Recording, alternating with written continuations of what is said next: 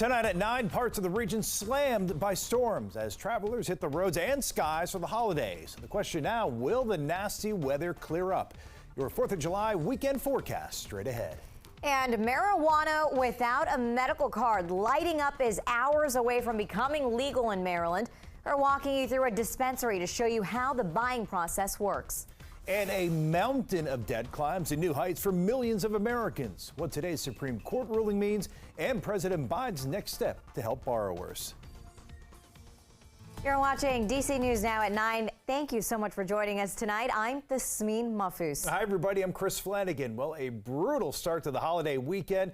Video from one of our DC News Now producers shows bumper-to-bumper traffic on the Bay Bridge during the evening rush hour, one of the busiest travel days of the year. Yeah, AAA predicts some 51 million Americans will hit the road and skies this weekend. DC to Delaware is expected to be one of the most congested routes. Now, we've got team coverage on this DMV First Warn Day and 4th of July weekend. Daniel Hamburg is standing by with the mess today's weather created, but we begin tonight with Chief Meteorologist Janessa Webb. And Janessa, we may not see sunshine for a few days. Yeah, it's going to be a very intermittent across the DMV. You have a wave of storms that is going to continue to impact the region going into your Saturday, Sunday, Monday. Tuesday is the highlight day with a good amount of sunshine. So that's something to look forward to, but the timing is a little off for all these storms to make their way across our region. This was earlier this afternoon. We had a line of storms make its way across areas of Montgomery County, a tornado warning going off around 4:30 this afternoon. Our first of the severe weather season, which is pretty rare for us to be this late in the season to see a tornado warning being its first, and then made its way out towards Howard County. Really not too much damage. It was a brief tornado that was in and out, and I actually don't think the National Weather Service will go out and survey this damage. Right now, things have loosened up, and we are actually just seeing spotty showers out towards areas of Dale City across I-95. They're pushing offshore, and then the rest of the region is very quiet. You see a good haze in the sky, a completely different look compared to yesterday when we were under that code red. Now we're under a code yellow and orange in some areas of our region. And so I promise you that haziness, it's going to get a lot better as we go into your weekend. Really, Sunday is that transition day with all the haze lifting more towards the north and out of our region. Here's the impacts, though.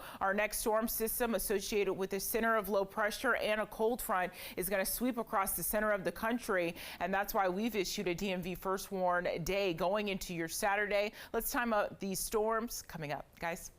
And so the weather did cause some flooding and damage in Prince George's and Montgomery counties in Maryland. A big tree fell down in North Bethesda. Yeah, it happened on Old Stage Road near Tilden Lane. That's where our Daniel Hamburg is live tonight. And Daniel crews are still on the scene right now trying to clear the debris. Tasmin and Chris, crews say they'll be here for about 20 minutes more, at least the crews from Montgomery County cleaning up the tree itself. The bulk of that tree all cleaned up. They're just getting some of the little pieces into the dump truck here while crews from Pepco fix one of these utility poles and fix some of the wiring that got damaged from this storm. It was a fairly quick-moving storm with tornado warnings to our north that left flooding in some parts of Prince George's County. This scene on 23rd Avenue and University Boulevard in East Lewisdale.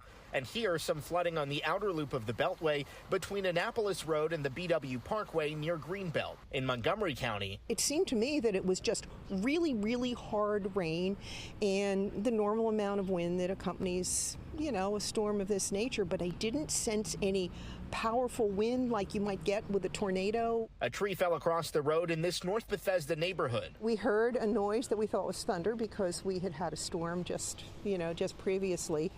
And so we didn't think too much of it. Neighbors looked outside and saw the damage. It has an orange mark on it, so it was a candidate for removal anyway. It seems like the tree was kind of old. This utility pole being held up by the wires attached to Olga Pavlova's house, though it ripped part of her roof and siding off. The wire pulled our roof, so we're just waiting to see what happened. We never dealt with this before. I can't say that we're looking forward to dealing with the insurance companies.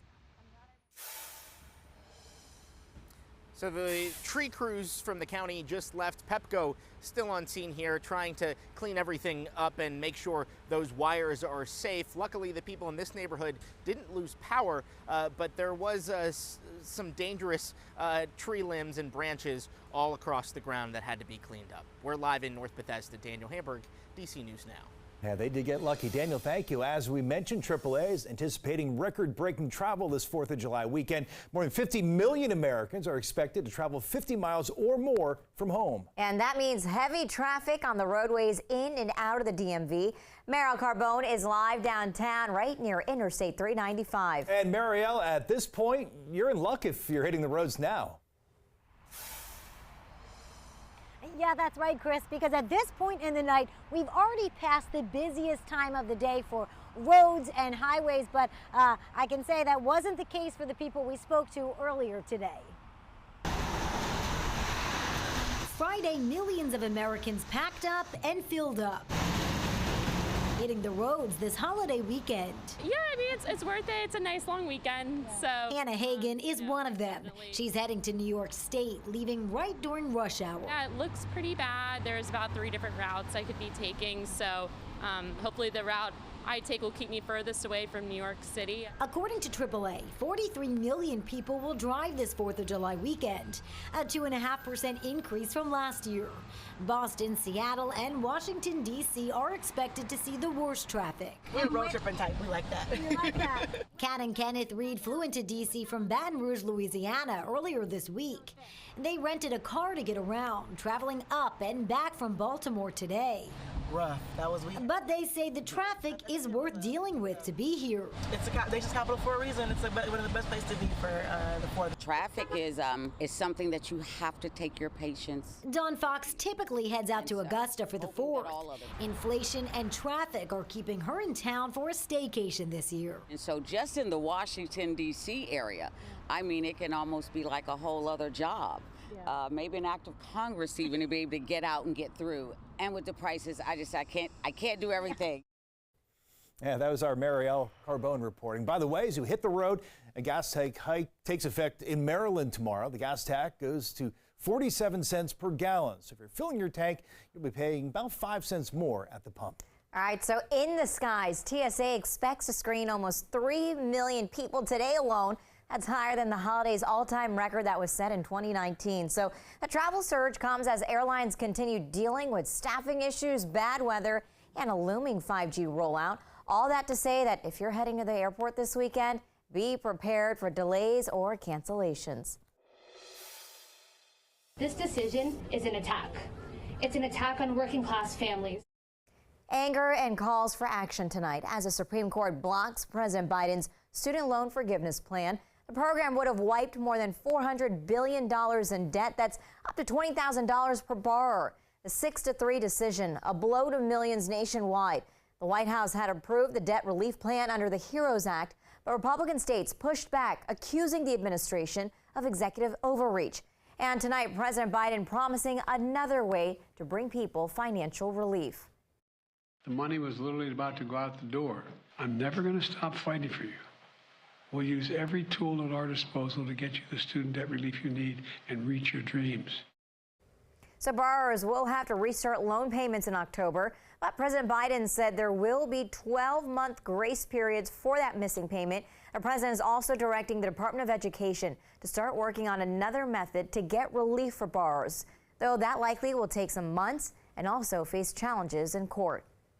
Recreational marijuana becomes legal in Maryland when the clock strikes midnight tonight. And so dispensaries all across the state, they're preparing for some long lines. Yeah, Marisa Say is at a store in Prince George's County walking us through the buying process. Yeah, so we're here in Marion, Maine in Capitol Heights, a black-owned dispensary. We're going to take you through the process, but first, you're going to need your government-issued ID. Now, when you walk in, you're going to hand over your ID to the secretary, and they're going to verify that to ensure that you're 21 and up and that it's a valid ID. And then security is going to buzz you in, and we're going to take you into what they call the full Marion, Maine experience. Now, when you walk in, you'll be greeted by an employee that will help you pick the best product for you. And I was able to speak to the owner, and they tell me that they are anticipating long lines, but they're ready for the huge crowds. How you doing? Welcome to Mary May. How may I help you? It's a day dispensary owners have been looking forward to. It's been a long time coming. I'm super excited. I want everybody to consume safely and responsibly, but I want everyone to have fun too. Starting July 1st, Marylanders 21 and up can purchase marijuana without a medical card. Marion, Maine, and Capitol Heights is one of many locations anticipating the high demand. I think everybody has been really just stocking up on inventory. Yeah, because, no one wants to run out. We're very prepared. Customers have a variety of options like edibles, flowers, pre-rolls, and even candles. What brings you in today? So if it's your first time, no problem. So if you have questions about that, like, I don't know what works well for me. I know I don't want to smoke, but I want to experience cannabis, but, I don't really like edibles. We can help you figure out what works best for you. But there is a 9% sales tax for recreational purchases, and you can only get low doses. In the adult use market, you can only purchase edibles that have 100 milligrams in a pack or 10 milligrams per item. I always tell people, first-time users, start low, go slow, don't listen to other people, figure out what works for you. Yeah, now the owner tells me that medical users will be a priority. They actually have an express line so that they can get their items much quicker, and there is no sales tax on those purchases. Now, as for tomorrow, Saturday, they are anticipating large lines, but there'll be food, music, and a lot of entertainment to cool people off and allow them to have a good time while they wait in those long lines. For now, reporting in Capitol Heights, Maryland, I'm Yamari Sase, DC News Now. Well, hundreds of new laws take effect in Virginia tomorrow as well. Down some of the big ones. So starting tomorrow, porn websites will have to verify Virginia users are 18 years old before they can access the site. Another new law makes it easier for workers to get a job in Virginia using their out-of-state license. Also starting tomorrow, public schools are required to notify parents within a day when their child is involved in a bullying incident. And finally, a new law about misleading trade practices by ticket resellers. That law bans platforms from using trademarks or other markings of an operator without consent, in turn saving people from getting scammed. And Washington, D.C.'s minimum wage goes up tomorrow. All minimum wage workers will get an hourly wage of $17. Tipped workers, the base wage there will go up to $8. And if the tips don't reach $17 an hour, the employer will need to make up the difference. In Maryland, Montgomery County's minimum wage is also going up. So starting tomorrow, companies with at least 51 employees will need to pay $16.70 per hour. Companies with 11 to 50 employees will need to pay $15 per hour. And smaller employers will need to pay $14.50 per hour. Statewide minimum wage hikes take effect in January.